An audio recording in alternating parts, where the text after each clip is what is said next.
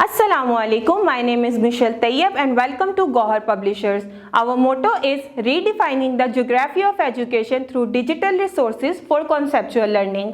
और आज जो हम अपना टॉपिक डिस्कस करने जा रहे हैं वो है सिविलाइजेशन। और सिविलाइजेशन जो है वो क्या होती है और वो किस तरह से होती है, हम सारा कुछ इसके अंदर जो है वो डिस्कस करेंगे। लेकिन हम जो है वो बिगनिंग ले लेते हैं सबसे पहले कि सिविलाइजेशन बिगिन कहाँ से हुई। तो चलते हैं अपने लेक्चर की तरफ और इसको जो है वो आपको बड़े आसान तरीके से समझाते हैं। अच्छा जी, सबसे पहले इसके अंदर है early settlements and there areas. सबसे पहले जो है वो बिगनिंग में किस तरह से सारी सेटलमेंट्स चलती थी, एरिया की किस तरह से डिस्ट्रीब्यूट हुए थे और कौन कौन से लोग वहां पर आबाद थे। Long ago people were used to live in a group और ट्राइब्स। बहुत सालों पहले जो लोग हैं वो या तो ग्रुपिंग में रहना पसंद करते थे या कबीलों की सूरत में रहना पसंद करते थे। Because the most important thing for their life is water, so the tribes were used to live near the rivers. आप देखें कि जिंदगी का सबसे अहम जुज जो है वो है पानी। जो ट्राइब्स होते, जो कबीले होते थे ना, वो रिवर के पास रहना पसंद करते थे, यानी कि वो नदी समंदर जो भी उस करीब होता था उसके पास रहना वो पसंद करते थे। The early civilization are called the river valley civilization, क्योंकि वो जो है वो समंदर नदी या जिस चीज़ के पास भी वो रहते थे उसके पास रहना पसंद करते थे, तो उस सिविलाइजेशन को नाम ही वही दे दिया गया, river valley civilization. These civilization were made alongside the river banks, for example। वो जो है वो नदी के किनारे पर रहते थे तो इसलिए वो वही कहलाना शुरू हो गए। एग्जाम्पल्स क्या हैं? फर्स्ट है हमारे पास मेसोपोटामिया सिविलाइजेशन। अब ये क्या है?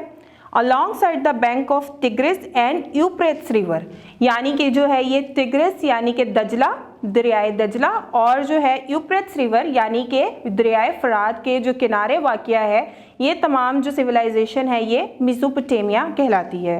अच्छा जी, नंबर 2 पे है हमारे पास Egyptian civilization along the bank of Nile river. ये दरियाए नील के किनारे जो भी सिविलाइजेशन बसर है हम उसके हवाले से पढ़ेंगे। नंबर 3 और लास्ट है हमारे पास Indus valley civilization along the bank of Indus river. आप देखिए कि इंडस रिवर से ही जो है वो डिफाइन हो जाता है कि जो सिविलाइजेशन है उसका नाम है इंडस वैली सिविलाइजेशन। नंबर 1 पे जो है वो हम चलते हैं Mesopotamia, Tigris and Euphrates river civilization. अच्छा जी, अब ये क्या है हम इसके बारे में डिस्कस करते हैं। The first known civilization in the history of mankind is Mesopotamia. It starts to form about 3500 BCE, यानी कि जो है इतनी पुरानी सिविलाइजेशन है और हम जब इसके बारे में पढ़ते हैं तो कहते हैं कि 3500 साल पुरानी है। यानी कि आप चले जाइए कितना पुराना दौर है जो कि चलता आ रहा है, और उस टाइम पे भी जो है लोगों ने जो एक तश्कील दिया था अपना रहन सहन, उस सिविलाइजेशन को हम मेसोपोटामिया बोलते हैं। इसको हम और थोड़ा सा डिफाइन कर लेते हैं।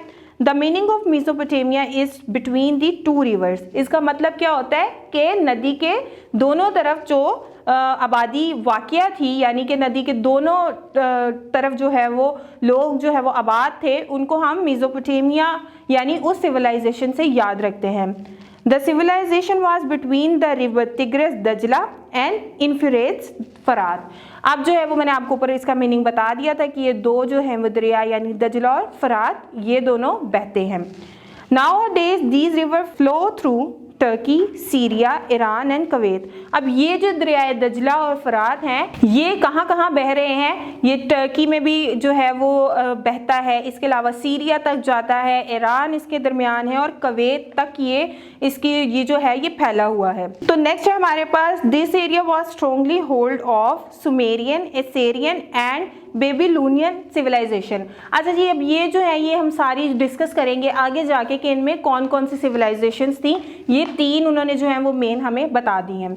The most famous cities of Mesopotamia civilization was Ashur, Babylonian and Nineveh. अच्छा जी, ये जो है ये इसके उन्होंने बताया कि सिविलाइजेशन में जो उनके फेमस सिटीज़ हैं ना उसके बारे में बताया कि फेमस सिटीज़ उसमें कौन कौन सी थी। The oldest city state, a city that is complete state in ancient Mesopotamia was Ur। अच्छा जो है वो कह रहे हैं कि ओल्डेस्ट सिटी स्टेट में जो है वो कंप्लीट स्टेट जो है वो कहलाता था Ur. Nowadays Ur is in Tel El Mukayyar in south Iraq. अच्छा जी, साउथ इराक यानी कि जो है आपका जनूबी इराक है, इस तरफ वाक़या है और इस टाइम पे जो है वो आप जा सकते हैं और विज़िट कर सकते हैं। अच्छा जी, इसके कुछ मेन फीचर्स हैं जो कि डिस्कस किए गए हैं मेसोपोटामिया के सिविलाइजेशन के, तो वो हम देख लेते हैं। सबसे पहले सिटीज़ हैं। The idea of city state was develop, इस टाइम पे जो है वो आइडिया डेवलप किया गया था सिटीज़ का। Government, they had well organised governments, अच्छा जी इस टाइम पे भी इनके पास वेल ऑर्गेनाइज्ड जो गवर्नमेंट्स थी वो मौजूद थी। फिर है रिलीजन, इनका रिलीजन क्या था? They had complex religion with many gods, every city state had a different god. इनका बड़ा कॉम्प्लेक्स टाइप का जो है वो रिलीजन था, यानी कि इनके बहुत सारे जो है वो खुदा थे और हर स्टेट जो है, हर जो इलाका है वो अपना एक अलग खुदा मानता था और उसे पूजता था। फिर उसके अंदर है सोशल डिवीजन, सोशली डिवाइड किस तरह किया गया था? Labour and social classes were divided, अच्छा जी उसके अंदर जो लेबर वाली क्लास थी ना उसको अलग कर दिया था और जो सोशल वाली क्लास थी ना उसको अलग कर दिया था, यानी कि थोड़े जो वेल नोन लोग होते थे वो अलग चले गए और जो लेबर थे, जो मजदूर टाइप लोग थे वो अलग हो गए। फिर इसके अंदर है इन्वेंशंस, इन लोगों ने क्या क्या दरियाफ्त किया था? They invented the wheel and chariot, a two wheeled vehicle draw by horses, अच्छा जी इस वक्त जो हम घोड़ा गाड़ी देखते हैं ना, जो कि 2 पहियों वाली घोड़ा गाड़ी होती है, आगे घोड़ा होता है और पीछे जो है वो गाड़ी है, वो पहिया जो उसके अंदर लगा होता है, पहिए का जो कॉन्सेप्ट था वो इन लोगों ने दिया था और इस टाइम पे बनाया था, और 2 पहियों वाली गाड़ी का कॉन्सेप्ट भी इन्होंने ही दिया था। फिर वो कह रहे हैं कि जी सेलिंग बोट, यानी कि जो आपकी दरिया में कश्तियाँ चलती हैं, वो कॉन्सेप्ट भी इन्हीं का था। इरिगेशन सिस्टम, आपका जो ये खेती बाड़ी का सिस्टम है वो भी इन्होंने ही मुतारिफ करवाया था। फार्मिंग सेटअप, आपके जो आज किसान फॉलो करते हैं, आज तक उसकी अपग्रेडेशन फॉर्म होती है, लेकिन जो है फार्मिंग का सेटअप जो था वो इन लोगों ने इंट्रोड्यूस करवाया था। ड्राइंग मैप्स, ये जो है मैप बनाया था, जो नक्शे बनाने का सेटअप था वो भी इन लोगों ने जो है वो मुतारिफ करवाया था। एंड कैलेंडर्स, यानी कि जिस पे आप तारीख देखते हैं वो कैलेंडर भी इन लोगों की ही इन्वेंशन है। Their calendar had only 2 season, summer and winter, उस टाइम पे जो उन लोगों ने कैलेंडर बनाया था ना उनके सिर्फ 2 ही सीजन थे, एक सर्दी का और एक गर्मी का, और उन्होंने उसी हिसाब से अपने कैलेंडर को तश्कील दिया था। फिर नेक्स्ट वो कह रहे हैं art and architecture, they build the large structures buildings, they were also skilled in sculpturing, अच्छा जी वो बिल्डिंग्स बनाने के भी माहिर थे और इसके साथ साथ वो मुजस्मा साजी के भी माहिर थे, यानी मुजस्मे जो बनाते हैं ना लोग, स्कल्पचरिंग इसी को कहते हैं। फिर वो कह रहे हैं use of writing, Mesopotamians known to use writing too, लिखने का जो अमल है ना वो भी इन्होंने स्टार्ट किया था, क्योंकि लिखना जानते थे और इनको पता था कि लिखाई किस तरह से की जाती है। अच्छा जी, इन्होंने नीचे जो है वो कुछ important timeline of Mesopotamia civilization दी हुई है, हम उस को भी देख लेते हैं। 5000 BCE to 24,000 BCE the summers, अच्छा जिस तरह उन्होंने कैलेंडर बनाया हुआ था ना, ये मैं आपको पढ़ के बता रही हूँ। वो जो है वो जाता था और वो कहाँ पर एंड होता था? अच्छा जी, तो 19,000 BCE से 17,000 BCE तक जो थे वो द इसेरियंस, यानी कि उन्होंने बताया हुआ है कि सुमेरियंस और इसेरियंस के बारे में। नेक्स्ट जो है वो कहता है कि जी 505 BCE 490 BCE पर्शियंस, फिर जो है वो पर्शियंस आ गए और फिर उन्होंने जो है वो अपना टाइमलाइन तश्कील दिया। और फिर नेक्स्ट जो टाइमलाइन है वो है 333 BCE अलेक्जेंडर द ग्रेट, फिर अलेक्जेंडर आ गया और उसने जो है वो टाइमलाइन जो है वो बनाया और फिर जो है वो टाइमलाइन फॉलो अप होना शुरू हो गया। फिर वो कह रहे हैं the fall of Mesopotamia civilization, there might be many reasons for the Mesopotamia civilization decline fall, some of them are here below, अच्छा जी बहुत सारे रीज़न हो सकते हैं जो कि वो मना करते थे, फॉल करते थे, वो कौन से रीजंस हैं?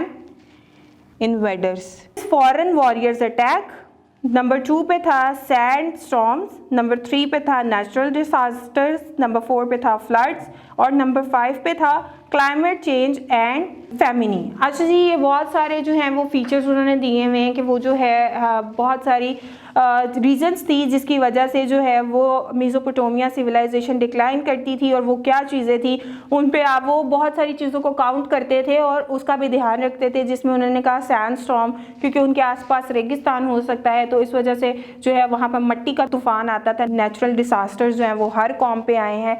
आप जो है वो कोई भी सिविलाइजेशन पढ़े तो नेचुरल डिसास्टर्स जो हैं वो आते रहते हैं। इसके बाद उन्होंने कहा फ्लड्स यानी कि जो सैलाब है, और लास्ट पे क्लाइमेट चेंज एंड फैमिनी यानी कि जो क्लाइमेट चेंज होता था वो भी ये सारा काउंट करते थे। तो मैं उम्मीद करती हूँ कि आपको आज का लेक्चर जो है वो समझ आया होगा। मिलते हैं अपनी नेक्स्ट वीडियो में, तब तक अपना बहुत सारा ख्याल रखिएगा। अल्लाह हाफिज़।